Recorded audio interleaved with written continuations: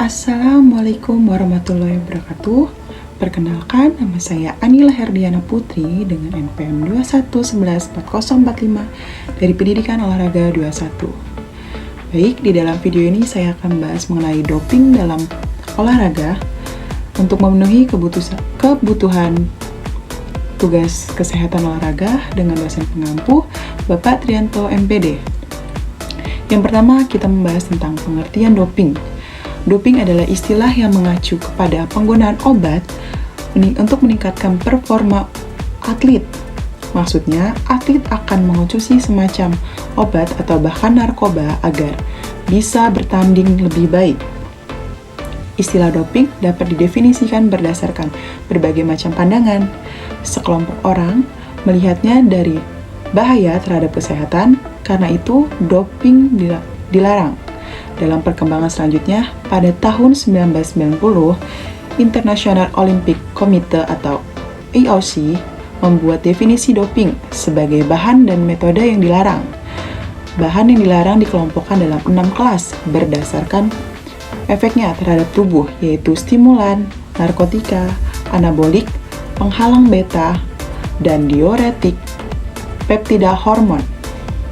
Sedangkan dalam dunia olahraga, doping didefinisikan sebagai pemakaian atau penggunaan obat dari suatu bahan asing bagi tubuh oleh seorang atlet dengan cara atau jalan apapun dengan tujuan utama meningkatkan kemampuan sebelum atau pada waktunya pertandingan. Adapun manfaat dari doping, manfaatnya itu adalah untuk obat perangsang atau stimulan beragam, dan bila digunakan untuk tujuan doping memiliki maksud untuk meningkatkan stamina seorang atlet, mengurangi sensasi kelelahan, nyeri, serta meningkatkan fungsi mental dan perilaku mereka. Selanjutnya, apakah doping berbahaya?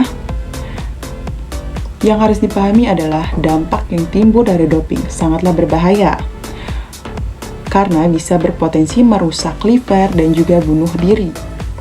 Dikutip dari The American Medical Society for Sport Medicine, efek samping atau bahaya penggunaan doping adalah kardiovaskular, irama jantung tidak teratur, tekanan darah tinggi, serangan jantung, bahkan kematian yang mendadak. Adapun beberapa sanksi diantaranya adalah diskualifikasi dalam kejuaraan tertentu, larangan untuk memiliki subsidi terlarang tersebut, tidak mendapatkan hadiah dalam kejuaraan, membayar denda, hingga tidak dapat diloloskan dalam tes obat-obatan lainnya jika mereka mencoba untuk banding. Selanjutnya ada kasus doping. Saya mengambil dari atlet Thomas Hick dalam Olimpiade di Estée Lauder tahun 1904. Nama pertama ini mungkin menjadi kasus doping yang paling awal ditemukan, serta menjadi salah satu yang paling menyeramkan. Thomas merupakan atlet lari maraton berasal dari Amerika Serikat. Kasus doping miliknya terjadi pada tahun 1904 dalam Olimpiade di Estée Lauder 1904, Amerika Serikat. Saat itu, Thomas sudah berada di sekitar 10 km lagi dari garis akhir, namun badannya mulai melambat dan dirinya berpotensi untuk gagal menyelesaikan perlombaan. Asistennya lantas memberikan campuran strychnina dan alkohol jenis brandy yang disuntik ke dalam tubuhnya agar bisa melanjutkan perlombaan. Obat tersebut merupakan stimulan yang kini justru lebih banyak dipakai sebagai racun tikus. Campuran obat-obatan tersebut memang membuat Thomas menyelesaikan lomba, tetapi sepanjang berlari, Thomas kerap terlihat sempoyongan dan kerap terlihat bahkan kali berhalusinasi. Cabang olahraga lari maraton Olimpiade Estée Lauder 1904 memang cukup kacau. Thomas akhirnya diangkat sebagai juara, meskipun diketahui memakai obat-obatan tanpa sepengetahuannya. Karena lawannya saat itu, Fred Lors, diketahui mengendarai mobil sampai 10 km sebelum garis akhir.